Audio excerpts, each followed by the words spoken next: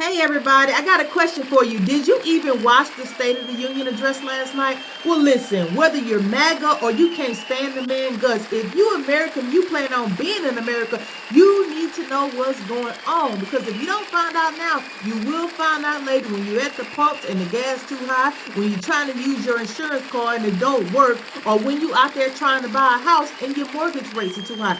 Because you haven't been paying attention. You're clueless. So let's talk about this State of the Union address. It's important for all Americans, whether you can't stand the man or not. So listen, okay, the State of the Union address was on last night. He addressed several headline issues, but often framed them in a way that didn't actually align with personal public experience or data, right? Several key concerns like the Epstein files weren't mentioned at all, but we'll get into that later, okay? So listen, it was the longest State of the Union speech in decades, y'all. It lasted about 108 minutes, like almost 2 hours, okay? If you don't know what the State of the Union address is, it's a speech by the President of the United States that he gives to Congress and to the nation to report on the condition of the country and outline policy priorities for the year ahead. It's like our report card, okay? And it's required by the Constitution. So every president has to do it. They have to let us know what's going on, okay? So this is the speech to do that. Okay, it's attended by members of the House and Senate, the Vice President, the Speaker of the House, Supreme Court justices, cabinet members, military leaders, invited guests, and it is nationally televised. Okay, so everybody around the world can watch this, and a lot of other countries do watch it because they want to know what's going on over here, just like we do. Okay, so major topics discussed last night. He discussed the economy, immigration, healthcare, retirement, tariffs, and foreign policy. Okay, that's a lot, right? Okay, but before we even get into a breakdown of these topics, just know, like we expected, he blamed everything on the Biden administration. Watch. Did you see that part? Watch this. When I last spoke in this chamber 12 months ago, I had just inherited a nation in crisis with a stagnant economy, inflation at record levels, a wide open border, horrendous recruitment for military and police, rampant crime at home, and wars and chaos all over the world. But tonight, after just 1 year, I can say with dignity and pride that we have achieved a transformation like no one has ever seen before. Okay, so let's talk about this. Okay, as far as the economy and affordability, he emphasized economic growth, stock market highs, declining mortgage payments, and low energy costs. Okay, inflation is way down, according to Donald Trump. Watch this. But in 12 months, my administration has driven core inflation down to the lowest level in more than 5 years. And in the last 3 months of 2025, it was down to 1.7%. And prices are going way down. We're doing very well, according to the president. Watch this. And we are doing really well. Those prices are plummeting downward. And as far as food prices, they're down too. Everything is cheap, according to DJT. Watch this. The price of eggs is down 60%. Madam Secretary, thank you. The cost of chicken, butter, fruit, hotels, automobiles, rent is lower today than when I took office by a lot. And even beef, which was very high, is starting to come down significantly. Just hold on a little while. We're getting it down. And soon you will see numbers that few people would think were possible to achieve just a short time ago. And are you concerned about the pumps? Well, he talked about that too. He says gas prices went from $6 to now $2.30 a gallon or lower. Watch this. Gasoline, which reached a peak of over $6 a gallon in some states under my predecessor, it was quite honestly a disaster, is now below $2.30 a gallon in most states, and in some places $1.99 a gallon. And when I visited the great state of Iowa just a few weeks ago, I even saw $1.85 a gallon for gasoline. As far as electricity, well, Trump introduced a new strategy. Take a look. Tonight, I'm pleased to announce that I have negotiated the new Ratepayer Protection Pledge. You know what that is? We're telling the major tech companies that they have the obligation to provide for their own power needs. They can build their own power plants as part of their factory so that no one's prices will go up. And in many cases, prices of electricity will go down for the community, and very substantially down. This is a unique strategy never used in this country before. We have an old grid. It could never handle the kind of if you're numbers, looking the to buy amount a of house, electricity the that's president needed. says mortgages are way down. Listen. And the annual cost of a typical new mortgage is down almost $5,000 just since I took office. 1 year.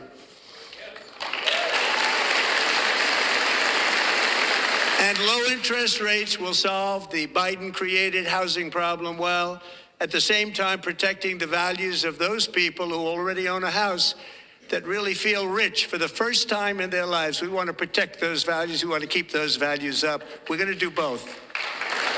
He also says there are more jobs than ever in oil production. Watch.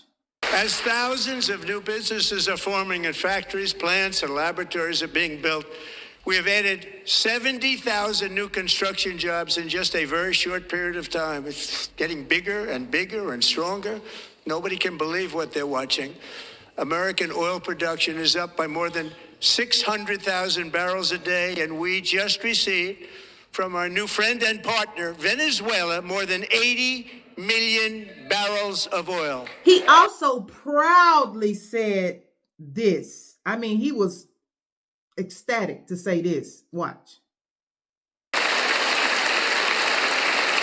We ended DEI in America. And got a standing ovation. That makes them proud. But public opinion data show many Americans still feel affordability has not improved. Hello. I'm just saying. I'm just saying. But moving on to immigration, okay? Immigration and border security. He says it's secure, claiming zero illegal entries and linked reduced drug trafficking to his border policies. Strongest border in history, Trump says. Listen. For 4 years in which millions and millions of illegal aliens poured across our borders, totally unvetted and unchecked, we now have the strongest and most secure border in American history by far. And as far as the illegal aliens is what he called them, zero. Watch. Last 9 months, 0 illegal aliens have been admitted to the United States.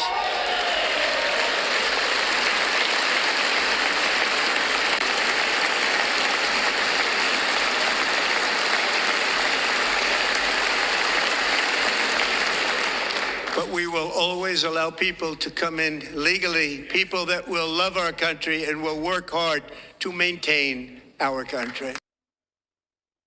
Okay, remember all the talk about fentanyl being, crossing the border with people bringing it in and all that? Well, he said it's down by 56%. Listen. Fentanyl across our border is down by a record 56% in 1 year. Okay, and then he goes so far as to blast the Democrats and told them, put them on blast, okay, and told them they ought to be ashamed of themselves. Look at what happened. Then this moment happened. If you agree with this statement, then stand up and show your support. The first duty of the American government is to protect American citizens, not illegal aliens. And you should be ashamed of yourself not standing up. Democrats remain seated there. But those doggone fact checkers come through every time. The fact checkers noted certain claims didn't fully match available data. It's Donald Trump against the fact checkers every single time, right? Every single time. And they never can match up. Never. It's always difference in numbers, okay? So he went on to talk about healthcare, which is something we all need to know about healthcare, right? He reiterated part of what he calls the Great Healthcare Plan, aimed at reducing prescription costs and restructuring payments. Took prescription drugs from the highest to the lowest ever. according to the president. He says he took prescription drugs from being the highest ever to now the lowest ever. Listen to this. I took prescription drugs, a very big part of healthcare, from the highest price in the entire world to the lowest. That's a big achievement. The result is price differences of 300, 400, 500, 600% and more, all available right now at a new website called TrumpRx.gov. And I didn't name that one Okay, either, he by the way. did discuss prescription costs, but several other health-related priorities like rural healthcare access and scientific research were not mentioned at all. Hello. Okay. Then he also spoke about something that's very important to all of us, retirement and social programs. Trump introduced a plan for new retirement accounts that includes federal matching and reiterated support for Social Security and Medicare. Okay. He said everybody is up, boosting pensions, 401k accounts, etc. He said everything is just up under his administration. Listen to this. The all-time record highs since the election. Think of that. 1 year, boosting pensions, 401ks, and retirement accounts for the millions and millions of Americans. They're all gaining. Everybody's up, way up. In 4 long years, the last administration got less than $1 trillion in new investment in the United States. Okay, as far as trade and tariffs, he defended tariff policies even after a recent Supreme Court order ruling limited some of his tariff authority. Okay, listen to what he says it will replace. Listen to what Donald Trump says it will replace. The tariffs paid for by foreign countries will, like in the past, substantially replace the modern day system of income tax. Okay. Okay, foreign policy. He mentioned major actions like the ousting of Nicolas Maduro in Venezuela and warned Iran on nuclear ambitions. Okay, watch this video. I will never allow the world's #1 sponsor of terror, which they are by far, to have a nuclear weapon. That led to a standing ovation Okay, from both so Republicans and analysts Democrats. know that although foreign affairs were referenced, some key global concerns, notably clear strategies on Iran and Ukraine, weren't detailed at all. Okay, so it seems like he's touching on it, but he ain't really getting into it. You know, he's scratching the surface, but he still ain't really giving us a full detail of what's gonna happen. You know, so that's how they're criticizing him on that. Okay, so now the encouraging words that the president had for everyone in the room in the entire nation is this. And for all of these reasons, I say tonight, members of Congress, the state of our union is strong.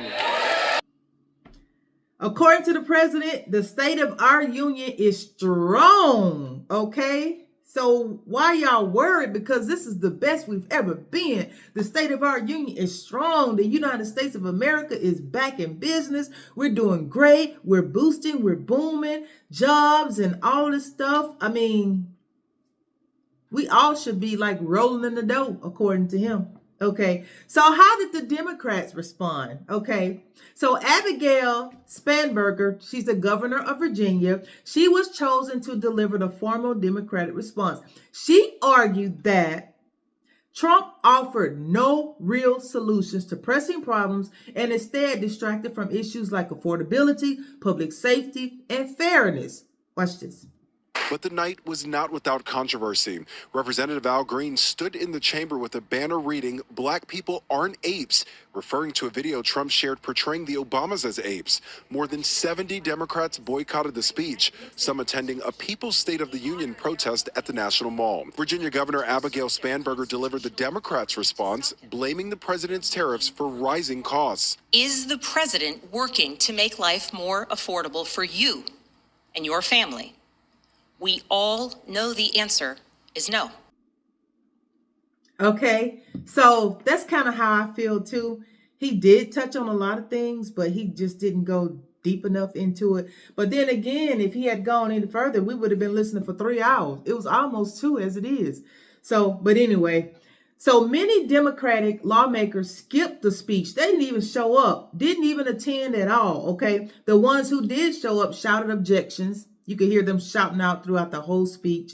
Okay. Democrats broadly argued that portrayal of the economy didn't match everyday reality for many Americans who feel affordability has not improved. Okay. So basically, they think that his reality is flawed. Like, man, what are you talking about? People still struggling. People don't have no money. All these good things that he's saying is happening, or we should be feeling it. All this goodness by now, but many people aren't feeling it. People are still struggling. People still think prices are too high. I mean, the reality is just not there. So anyway, so after listening to this almost 2-hour speech, not one mention of the Epstein files, which a lot of people want a status on that. He didn't mention that at all. So, but the last I heard, some documents were missing. I do know that much. Okay. So listen, although it was one of the longest State of the Union speeches in U.S. history, viewership was down compared with Trump's speeches in previous years, marking this the smallest audience he's drawn for the event. Now, you know that probably hurts his feelings, because you know how he is about crowd sizes. So if he couldn't draw a big crowd to watch his speech, I'm pretty sure that affected him. And he may try to alter those numbers too, to make it seem not as bad as the press making it seem. So whatever you think about Donald Trump, I don't dislike everything he does. I have some major issues with certain topics. But like I said earlier, whether you hate him or you love him or you MAGA, whatever, if you're an American, you still need to know what's going on.